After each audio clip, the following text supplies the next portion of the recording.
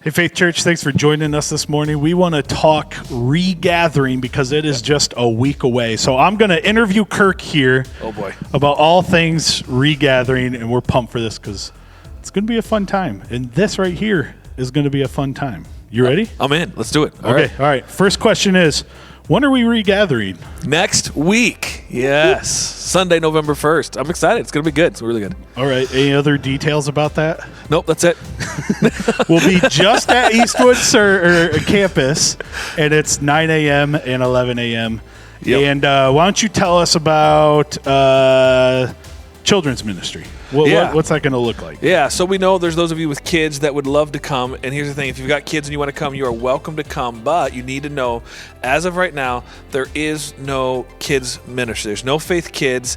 Our Faith Kids stuff will continue to be posted online and available in that way. We are working on plans for what would it look like to bring the kids back and to do kids ministry and to be able to do it in a way that is safe.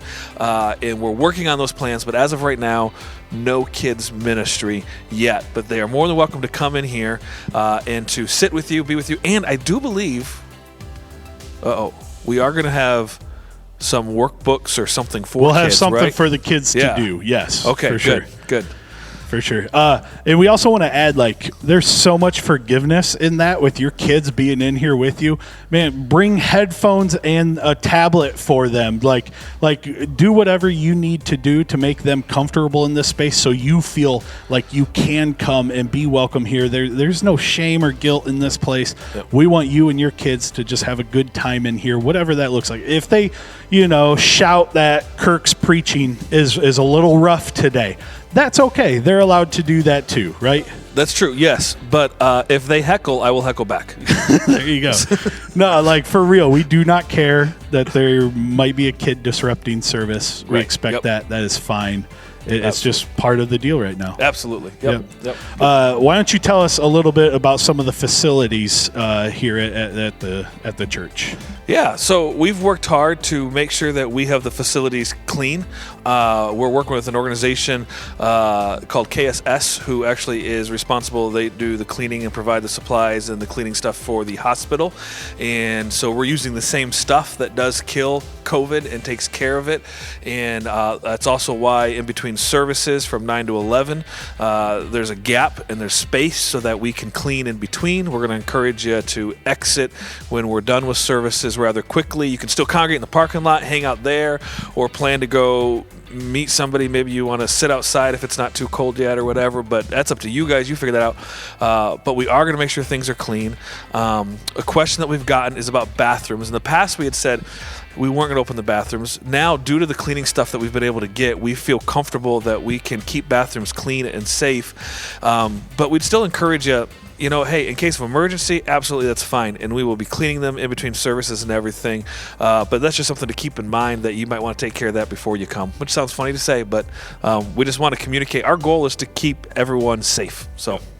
And we just want to say thank you. Because of your giving, we were able to purchase cleaning supplies that purposefully and tactfully kill COVID-19, including a sprayer. We're spraying down this room between services, and that's because of your giving. So we just want to say thank you for that. Spraying down the room, spraying down every surface. So you can feel safe. If you choose to come, we want to make sure that you are able to feel safe in coming. So. All right, I'm going to put you on the hot seat. Yep. Hot topic we're about to address right here. All right. Tell us about masks. Yes. Yeah, good question. We are going to require masks. And I know right now, the word mask and the whole thing can feel very, very political. And here's what I'm going to ask the church, I'm going to ask you to do, is to not let it go there in your mind. All right? Don't let it be a situation where it becomes that for us here at church. What we want is anyone who wants to come and be in person to be able to feel safe and to feel comfortable and to be able to do that. And so we're going to ask everyone to wear a mask for church. We're keeping our services to probably about an hour long, so it's not too long. And my hope is those of you that want to be here is that you'd say, you know what, in order to be with my church family, I'm willing to do that. And let me just be honest, I keep seeing articles and hearing things about people causing uproars at restaurants or stores or whatnot. Let's not let that be the case at church, right? Let's be committed to say, hey, we're not going to let that be the case case here. If this is what the church is asking, then that is what I'm going to do. But we are expecting everyone to be wearing masks. Our staff will be wearing masks. The only time that I won't have one on is if I'm preaching. Then while I'm preaching, I won't. Our worship leader, when they're leading worship, won't, but the rest of the time will. And so that's our expectation. And what we love is we don't expect this to be an issue with our church because we have a heart of live to give, and you guys do an amazing job of living that out. And by wearing a mask on Sunday mornings, that's just one more way that we can live to give towards each other, to protect each other from this virus. And so, man, we're excited for everything that our church stands for and the heart behind everything that we do. You guys are awesome. What's another question I should ask you? Yeah, so actually the next question I should probably ask you. Okay. I'm going to have you give details, but I'll talk a little bit about why we're doing it. So what you should ask me is, do I have to register to come? All right, Kirk, big question here. Okay. I just thought of this off the top of my head. Do I have to register to come to church? Yes, you do. Here's why. We want people to register for a couple of different reasons. One, it's limited seating capacity, and so we want to know who's coming to make sure we have seats set up. Also, when you register, which Pastor Evan will walk through how to do that in just a moment, but when you register, what we're going to do each week is set up the right number of seats spaced apart from other seats according to those registrations. That way, you come in, and if you're a family of 4 and you come in, you're going to go find a seat of where there's 4 and go sit there. And we're going to set up a few extra chairs just in case somebody forgets. So if you forget and you're on your way to church and you're like, still come. That's fine. But we're asking you to don't make a point to not register. Please register. That helps us. The other reason why this is really important is I feel a responsibility to if somebody were to come to church and find out maybe the next day that they were around somebody who had COVID and they go get tested and they find out they have it, I feel a responsibility to let everybody who is here know that they may have been exposed so that they can take whatever steps they want to take to make sure that they're safe and that kind of thing. And so we would want to let you know. So you registering gives us your information so that we can contact you if that were to be the case. In the same way, if you forget to register but you come to church, our greeters at the door, our staff at the doors are going to be there and ask you to give us your name and either phone number or email or both for the same reason. It's just to help you, to protect you, so that if that were to happen, we hope it doesn't, but if that were to happen, we'd be able to contact you and let you know. That's why we're asking you to register, is for that reason, and to make sure we've got the chairs set up just right, make sure we've got space for everybody. And we're starting with 2 services. If they both fill up, we'll do more services. I'll preach all day on Sunday if I need to, if there's that many people wanting to come. So. Yep, and just to correct one quick thing that he says, I try to do this often. A lot of wrong things coming out. It's true. No. That is, if you don't register, our greeters will actually send you to our welcome center right here in the lobby, and we will have our welcome center people there.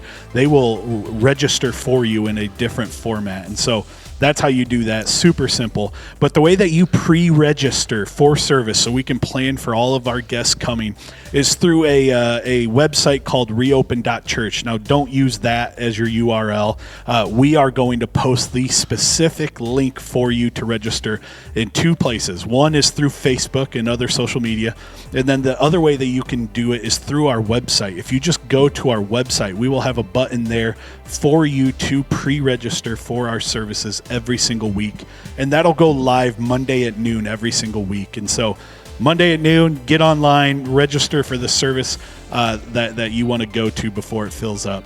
And again, I just want to echo what Pastor Kirk said about if you forgot to pre-register, you can still come. Please don't do it on purpose. Otherwise, don't make life harder on us. It's hard enough. It's hard enough. But if you could, if you did forget, just come anyways. Get some Jesus. It will handle it from there. But do your best to pre-register for every service. Excellent. Good. Good. Hey, that was good, man. Did we cover everything? I think so. I think we got everything. Hey, here's the thing, Faith Church, listen. those of you that feel safe and feel ready and want to be here, we want you to be here. Come. Those of you that don't, we're going to continue to put stuff online, our services online, and let's all just recognize that these are trying times and new territories that we're working through and figuring out. But we are excited to continue to be the church, continue to be together, and I'm excited that some of you will get to be face to face in just a week. How exciting is that? Looking forward to it.